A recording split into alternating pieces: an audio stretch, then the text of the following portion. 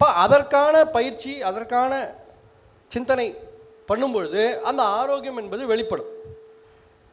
கட்டையை கடைஞ்சா கனல் வெளியே வருது, பாலை கடைஞ்சா, தயிரை கடைஞ்சா உள்ள இருக்கிற மறைஞ்சிருக்கிற வெண்ணெய் வெளியே வருது. அது மாதிரி நம்ம நமக்குள்ளே இருக்கிற அந்த அறிவானது வெளிப்படும். அதற்கான வாத பிரதிவாதங்கள், அதற்கான சிந்தனைகள் பண்ணும் பொழுது அறிவு வெளிப்படும். இப்போ உதாரணமாக சர்க்கரை மருத்துவத்தை பற்றி நான் சொல்கிறேன். நமக்கு கொடுத்த தலைப்பு வந்து எது வைத்தியம் எது பைத்தியம். நான் பேசி முடிக்கும் போதே உங்களுக்கு எது வைத்தியம் எது பைத்தியம்னு உங்களால் கண்டுபிடிக்க முடியும். இப்போ சர்க்கரை என்ற வார்த்தைக்குள்ள கரை இருக்கு. கரை இருக்கா இல்லையா? சர்க்கரை எழுதி பாருங்க. கரை இருக்கு. கரைத்தால் அது கரையும், கரைந்தால் அது குறையும், குறைந்தால் அது மறையும். எப்படி? கரைத்தால் அது கரையும், கரைந்தால் அது குறையும், குறைந்தால் அது மறையும். நம்ம வந்து அதை கரைச்சி தீக்கணும், இல்லைன்னா அது நம்மளை தீத்து காவேரியில் கரைச்சிரும். எது பரவாயில்ல? நம்ம அதை கரைச்சி தீக்கிறது பரவாயில்லையா, அது நம்மளை தீத்து காவேரியில் கங்கையில் கரைக்கிறது பரவாயில்லையா? நம்ம அதை கரைச்சி தீக்கிறது பரவாயில்ல. சரி, அப்போ என்ன பண்ணணும்? தண்ணி அதிகமாக குடித்தா சர்க்கரை கரையும், புரியுது. தண்ணியில் தான் சர்க்கரை கரையும், கெரசினில் கரையாது இல்லையா? அதுக்காக கெரசின் குடிக்க முடியுமா? கெரசினில் கரையாது. அப்படியே ஒருவேளை கரையும்னாலும் நம்ம குடிக்க முடியாது. அப்போ தண்ணி, வெறும் தண்ணி, சிம்பிள் பிளெயின் வாட்டர். இப்போ ஒருத்தர் உடம்புல 4000 ml பிளட் இருக்குன்னு ஒரு கணக்காக வச்சுப்போம். அவரோட உடம்புல 250 மில்லிகிராம் சர்க்கரை இருக்குன்னு வச்சுங்க. 100 மில்லி பிளட்டில் 250 மில்லிகிராம் சர்க்கரை இருக்குது. அப்படின்னா மொத்தமாக அவருக்கு 10,000 மில்லிகிராம் சர்க்கரை இருக்குன்னு அர்த்தம். அப்படி தானே? 1 லிட்டர் தண்ணி குடிக்கிறார். குடித்த உடனே என்ன ஆகும்? 5000 ஆகிடும். அதிகமாகுமா? அப்போது இந்த 10,000 மில்லிகிராம் சர்க்கரை இந்த 5000ல் டிஸ்ட்ரிபியூட் ஆகும், டிசால்வ் ஆகும், சால்வ் ஆகும், டைல்யூட் ஆகும். அப்போ என்ன ஆகும்? 250 200 மாறிடும். மாறுமா? கொஞ்ச நேரத்தில் 1க்கு போகும். அதே 1000 ml 1க்கு போயிடும். இந்த 1க்கு போகும்போது அதில் 200 சர்க்கரை இருக்குமா இருக்காதா? இருக்கும். குடிச்சு பார்க்க வேண்டியதில்லை, குடிக்காமலேயே தெரியும். அப்போ அந்த 2000 மில்லிகிராம் சர்க்கரை இந்த 1000 ml தண்ணியில், யூரினில் வெளியே போடும். போகும்போது மறுபடியும் 4000 200 8000 ஆகிடும். இது வந்து ரவுண்ட் 1. இது மில்லி கணக்கு. மில்லியில் சொல்லும்போது ரவுண்ட் 1 ரவுண்ட் 2 சொல்லணும். பாண்டிச்சேரிக்காரங்களுக்கு தெரியும் மில்லினா என்ன, ரவுண்டுனா என்னன்னு. அப்புறம் ஒரு 1000 ml குடிக்கிறோம், ரவுண்டு 2, ரெண்டாவது ரவுண்டு. ரெண்டாவது ரவுண்ட் குடிக்கும்போது மறுபடியும் 5000 ஆகுது. இது 8000 இருக்குது, இது 160 மாறும். மாறுமா மாறாதா? மாறும். கணக்கு அப்படி தானே? 1000 ml யூரின் வெளியே போகும். போகும்போது 160 மேலே 1600 வெளியே போயிடும். இப்போ 4000 6400. இது செகண்ட் ரவுண்ட்.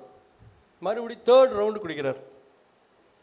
அப்போது 1000 குடித்தோடனே இது 5000 6400 128 மாறிடும். மறுபடியும் 1000 ml வெளியே போகும், 1280 மில்லிகிராம் சர்க்கரையும் வெளியே போயிடும். உங்களுக்கு 4000 128 5120. 250 ml சர்க்கரை இருக்குன்னா ரொம்ப அதிகப்படியான சர்க்கரை, ஆபத்தான ஒரு நிலை. அது 128 மாறணும் அப்படின்னா 3 லிட்டர் தண்ணி அடுத்தடுத்து குடித்து 3 லிட்டர் 1க்கு போகணும். 1க்கு போனால் போகிறோம், 1க்கும் போக வேண்டாம். 1க்கு போனால் போகிறோம், வேறு 1க்கும் போக வேண்டாம். அதாவது எக்ஸ்ரே, ஸ்கேன், லெபரட்டரி எங்கேயும் போக வேண்டாம். 1க்கு போக மாட்டேங்கிறவன் எல்லாத்துக்கும் போகணும். போகணுமா? எல்லாத்துக்கும் போகணும். எது பரவாயில்ல? 1க்கு போகிறதே பரவாயில்ல. இப்போ 1க்கு போகிறதுல சங்கோஜம் இருக்குது, சங்கடம் இருக்குது, நம்ம ரோட்டில் போக முடியாது. மிருகங்களுக்கு இருக்கிற சௌகரியம் நமக்கு இல்லை. அதனால் வேணால் நம்ம சிவிலைஸ்ட் ஆகிட்டோம். சிவிலைஸ்ட் ஆகிட்டதுனால மிருகங்களுக்கு இருக்கிற சௌகரியம் நமக்கு கிடையாது. அந்த ஒரு ஆனால் யூரின் பாஸ் பண்ணுறதுங்கிறது ஒன்றும் ஃபிசிக்கல் டிசபிலிட்டி கிடையாது, ஃபிசிக்கலாக ஒன்றும் கஷ்டம் கிடையாது. Socially there is a problem. பெண்களாக இருந்தால் இன்னமும் சிரமம் இருக்குது. அப்போ இதை மேனேஜ் பண்ணணும். எங்கே நமக்கு தோது இருக்குது, எங்கே சௌகரியம் இருக்கோ அங்கே பார்த்து தண்ணியை குடிச்சிக்கணும், அங்கே ஒன்றுக்கு போயிடணும்.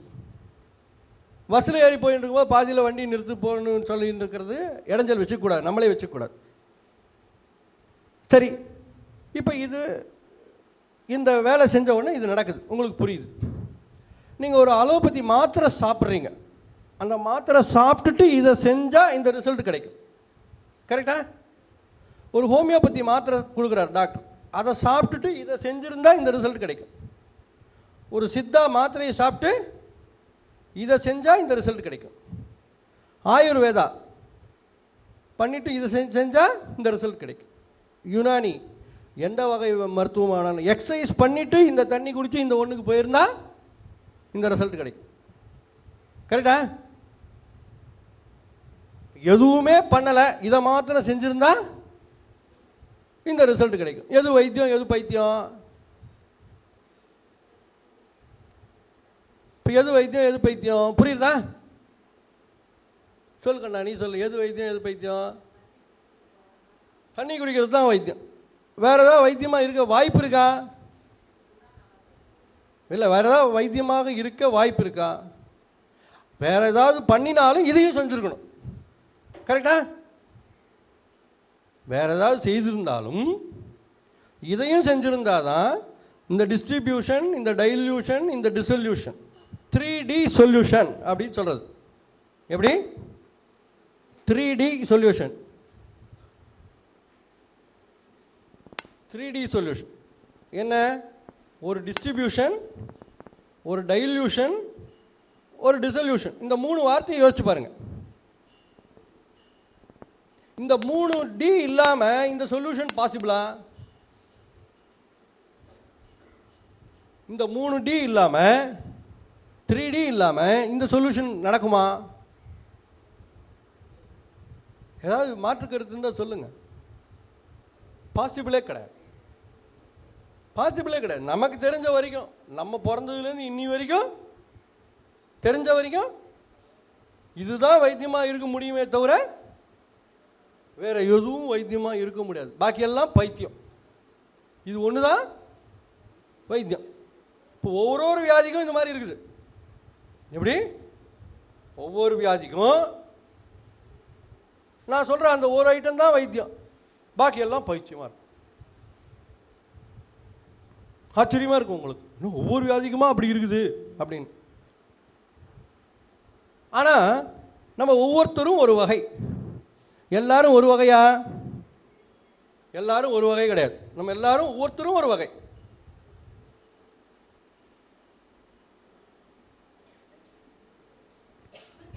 நம்ம என்ன பண்றோம்? வகை தெரியாம மாட்டிக்கிறோம். வகை தெரியாத நோயாளி. என்ன வகைன்னு நமக்கு தெரியாது. அதுல 2 வகை இருக்கு, 2 பாதை இருக்கு. ஒருத்தர் திருந்தும் பாதையை தேர்ந்தெடுப்பார், இன்னொருத்தர் வருந்தும் பாதையை தேர்ந்தெடுப்பார். உங்களுக்கு ஆச்சரியமா இருக்கும், நம்ம யாராவது வருந்தும் பாதை யாராவது தேர்ந்தெடுப்போமா? ஆனால் பாருங்க, பல பேர் இங்கே தான் இருப்போம், இங்கே வரமாட்டோம். சரி, திருந்தும் பாதை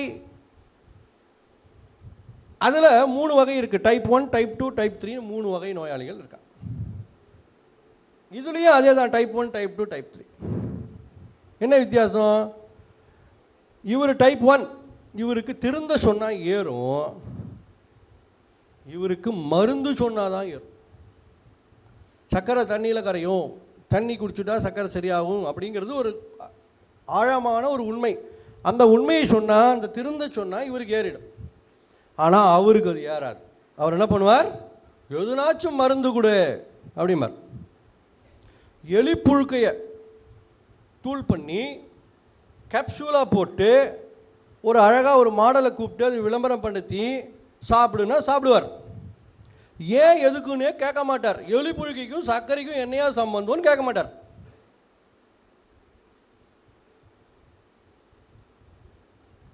ஆச்சரியமாக இருக்கும் உங்களுக்கு. நம்ம எத்தனை பேர் அந்த வேலையில் செஞ்சுட்டு இருக்கோம் பாருங்கள், யோசிச்சு பாருங்கள். வெளியெல்லாம் சொல்லாதீங்க, அவமானமாக இருக்கும். அப்படியே மனசுக்குள்ளே வச்சுக்கோங்க. இது ஒரு வகை. இங்கிலீஷில் சொல்லணும். நமக்கெல்லாம் தமிழ் வைத்தியம்லாம் ஆகாது, இங்கிலீஷில் சொல்லு, எங்களுக்கு இங்கிலீஷ் வைத்தியம் தான் கேட்கும் சொல்கிறோமா இல்லையா? இங்கிலீஷ் வைத்தியம் தான் கேட்கும். இப்போ அதனால் இங்கிலீஷில் சொல்கிறேன். Swallowing type. இவர் எப்படிப்பட்ட டைப்பு? டைப் 1ங்கிறது swallowing type. This fellow accepts reality, swallows is pride. அவருடைய கர்வத்தை, அவருடைய ஈகோவை முழுங்கிட்டு அவர் எது உண்மையோ ஒத்துக்குவார். This fellow swallows anything but pride. எதை வேணால் கொடுங்க அதை ஸ்வாலோ பண்ணுவார், ஆனால் அவருடைய ஈகோவை ஸ்வாலோ பண்ண மாட்டார். Swallowing type. கரெக்டா? இதை விட மட்டமான ஆளுங்க இருக்காங்க நாட்டில். அவனுக்கு குத்தி சொன்னா ஏறும். என்ன குத்தி சொன்னா ஏறும்? இவருக்கும் குத்தி சொன்னா ஏறும். என்ன வித்தியாசம்? இவருக்கு பேசி குத்தி சொன்னா ஏறும், இவருக்கு ஊசி குத்தி சொன்னா ஏறும். நிறைய பேர் டயபெட்டிஸ்க்கு ஊசி குத்திக்கிறாங்களா பார்த்துக்கிறீங்களா? இன்சுலின் இன்ஜெக்ஷன் போடுறாங்க. இன்சுலின் பன்னிக்கிட்டேருந்து எடுக்கிற ஜூஸ். நம்ம எப்படி சப்போட்டா ஜூஸ், ஆப்பிள் ஜூஸ்லாம் சாப்பிட்றோமோ அது மாதிரி பன்னி ஜூஸ். அது சர்க்கரையை கரைக்கணும்னா தண்ணிக்கிட்ட போகணுமா பன்னிக்கிட்ட போகணுமா? தண்ணிக்கிட்ட தான் போகணும். பன்னிக்கிட்ட போகணும்னு யாராவது சொல்ல முடியுமா? பன்னி சமாச்சாரம் விரும்பி சாப்பிட்றவங்க கூட அது ஒத்துக்க முடியாது இல்லையா? விரும்பி சாப்பிட்றவங்க கூட பன்னிக்கிட்ட போகிறது தான் கரெக்டுன்னு சொல்ல முடியுமா? முடியாது.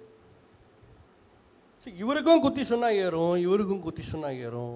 இதுதான் வித்தியாசம். இவர் நீடல் டைப். இங்கிலீஷில் சொல்லணும். This fellow accepts reality when needled by words. வார்த்தைகள், ஆடிட்டரோட வார்த்தைகள்லாம் கூர்ப்பாக இருக்குமா? ஸ்டிங் இருக்கும், கொடுக்கு இருக்கும், இருக்குமா? This fellow accepts reality when needled by words. This fellow accepts real needles. He will not accept reality when needled by words. வார்த்தைகளுக்கெல்லாம் அவர் மசிய மாட்டார். நறுக்குன்னு குத்தணும். நம்மளே டாக்டர்கிட்ட போய் சொல்கிறோம்ல, டாக்டர் மருந்தெல்லாம் நமக்கு ஆகுங்களா, நறுக்குன்னு ஒரு குத்துங்க டாக்டர் சொல்கிறோமா இல்லையா? சொல்கிறோமா இல்லையா? மருந்தெல்லாம் நமக்கு கேட்குங்களா டாக்டர், நறுக்குன்னு ஒன்று குத்துங்க டாக்டர் சொல்கிறோமா? நிறைய பேர் சொல்கிறாங்க, நீங்கள் யாரும் சொல்ல மாட்டேங்கிறீங்க. அடுக்கு அது விட 3வது டைப் இருக்குது. Third type, third rate. அவருக்கு கத்தி சொன்னால் ஏறும். குத்தியும் சொல்லி கத்தியும் சொல்லணும், சத்தமாக சொல்லணும், மைக் போட்டு சவுண்டாக சொல்லணும். கத்தி சொன்னால் அவருக்கு ஏறும். இவருக்கும் கத்தி சொன்னால் ஏறும். என்ன வித்தியாசம்? இவருக்கு வாய் கத்தி சொன்னால் ஏறும், இவருக்கு கூர் கத்தி சொன்னால் ஏறும். இவருக்கு ஆடிட்டர் கத்தி சொன்னால் ஏறும், இவருக்கு டாக்டர் கத்தி சொன்னால் தான் ஏறும். அப்படின்னா என்ன கேஸ் புரியுதா? காலை வெட்டி கையில் கொடுக்குறாங்களா? காலை வெட்டி கையில் கொடுத்துட்றாங்க. ஒரு கால் துண்டு நம்மளுக்கு கிடைக்குது. முழு துண்டாக இருந்தால் தோலில் போட்டுக்கலாம். கால் துண்டு என்ன பண்ண முடியும்? சூப் வச்சு சாப்பிட்லாம். கால் துண்டு தானே சூப் வச்சு சாப்பிட்றோம். ஒன்றும் தெரியாதா? அந்த துண்டை நம்மளும் வாங்கிட்டு வந்துடுறோம். முக்கியமாக அது வீண் போகக்கூடாதுன்னு ஒரு கால் வெட்டி எடுத்து கொடுத்துட்றாங்க. ஒரு கால் வெட்டுறாங்களே, ஒரு காலும் வெட்டக்கூடாது, ஒரு காலும் வெட்டக்கூடாது. தமிழ் புரியுறதா? ஒரு காலும் வெட்டக்கூடாது, ஒரு காலும் வெட்டக்கூடாது.